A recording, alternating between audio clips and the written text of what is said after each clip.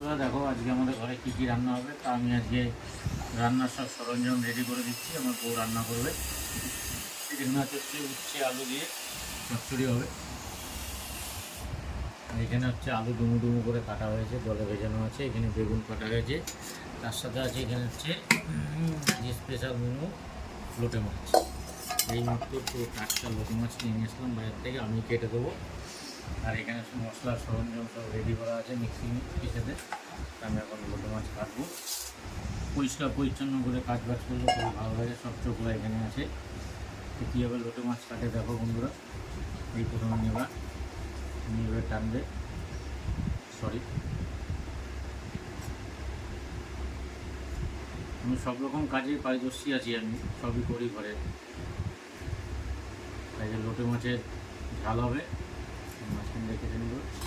সব কিছু কাজ বাজ করলে মনটাও ভালো লাগে। ওদের কাছে ভালো বেশি করে ভালোবাসা পাওয়া যায়। সবাই ভালো থাকবেন, সুস্থ থাকবেন।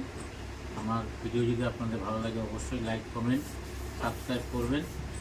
নমস্কার।